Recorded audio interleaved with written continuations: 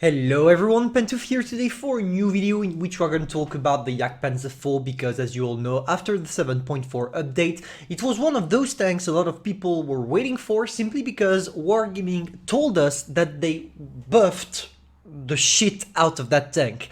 And it was really frightening for us as this tank was already broken, especially concerning the gun that Wargaming wanted to buff. But it seems like they decided to come back on their position, as if you go in upgrades and you check the gun itself, you don't have 3,700 DPM as announced, you only stay to 3.2k, which is already enough, don't mind me.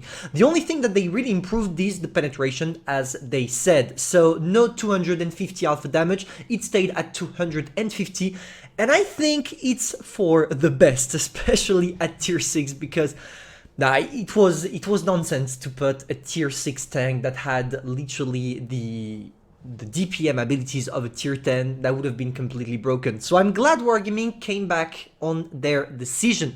Now, is the tank still worth to get? As you can see, mine is enriched, so I would say yes, it's worth getting. But there are some subtleties you need to understand about this tank if you want to jump in the battlefield with it and to play it correctly. So let me explain to you real quick how this tank works. As we first talked about the gun, I'm not going to come back on that. All you gotta know, is that you have an amazing DPM, and that with this amazing DPM can come a great accuracy and all the stuff that makes this gun a great one, so no need to jump into the characteristics. For the engine, it's good as well. You have around 40 kilometers per hour and a good traverse speeds, which is good enough for you to do well on the battlefield. I'm sorry if it feels like I'm in a rush, because I'm actually in a rush. How am I equipping my tank? Real quick, I go first for the gun rammer. After, I go for the enhanced gun lane drive to reduce my aim time, and finally the vertical stabilizer, but you could go for the refined gun as well, it all depends on you. But as most of the time with this tank I try to play it sneaky, I'm always on the move, so I would rather have the vertical stabilizer, which allows me to get 50% better accuracy while being in movement. After, I go for the defense system because I'm not gonna ram anybody, the improved assembly because your armor profile is not enough for you to be able to do something. After, toolbox, I don't know why I had an enhanced track on, but toolbox to repair faster because an enhanced track is worthless. Improved optics to improve a little bit my view range, but you could go for the camo net as well. It all depends on what you would rather go for. For this one, you know what, I'm gonna go for the improved optics because it fits more my playstyle. Finally, engine accelerator and high-end consumable. High-end consumable, which is my go-to equipment, simply because when you use adrenaline with this tank, if you make it last longer, you are gonna destroy everything in front of you, tier 6 and tier 7 included. Now, is it a real difference with the previous JagdPanzer IV, the fact that we have this new penetration? Honestly, I don't really see the difference. I see it with gold shells, but not with standard shells, but I think that's what Wargaming intended. So let's try to see how this tank performs on the battlefield. Now, concerning the playstyle, it's quite simple. All you gotta understand with this tank is that you have an amazing mobility combined with an amazing gun, but literally no armor. And what do you do when you have some good mobility and good gun? You need to camp, relocate, and take a lot of distance from the main fight.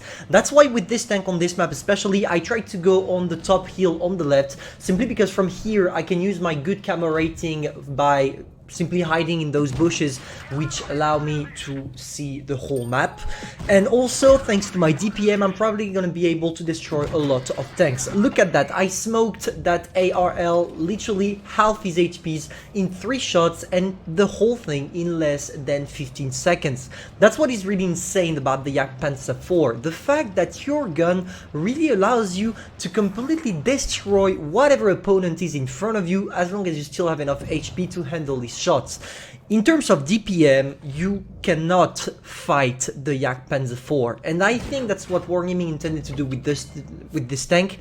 But of course, even if you have all those things to care about, taking some distance, make sure not to be the main targets of your opponents, if you really know all the camping positions on different maps, you should be fine, because this tank is all about camping. You do not have enough armor and also enough module sustainability to be able to go into a frontal fight. I want to remind you that on this tank the engine is located at the front, so one shot out of 3 is gonna destroy your engine and permanently block you on the position where you are. And that's why if you want to avoid taking shots, you need to avoid going to the main fight and brawling. That's why I'm staying on that position, and you're gonna see through the whole replay I'm not trying to push anywhere. That's not my job. If I do that, I'm literally gonna die. Here, there is the Cromwell B coming around, so of course you need to be aware of your map to know when to relocate, etc. Here, I went for the Cromwell B, we sneaked 2 shots, luckily for us, managed to seek 1, but in the end, in terms of trade, we are winning. And here, you're gonna see something that outpassed me. The Eraser just literally left me alone. I did not expect that. I go for a first shot on the stub, but unfortunately, he kills me, which is logic. I know it's not the greatest replay, but I was really happy about the playstyle I adopted here. The fact that you really need to understand that to do damage with this tank and to do proper wins, you have to camp and take some distance. I'm sorry if the overall quality of this video is a little bit bad, simply because I only had 20 minutes to do the whole thing, to record, do the video and upload it on YouTube. So I'm really in a rush. I'm sorry about that, don't worry, it's not gonna be the case of all videos. One last thing before going, I still have my old mic, but don't worry, the new one is coming this afternoon because I'm gonna go get it right now. See you soon, guys.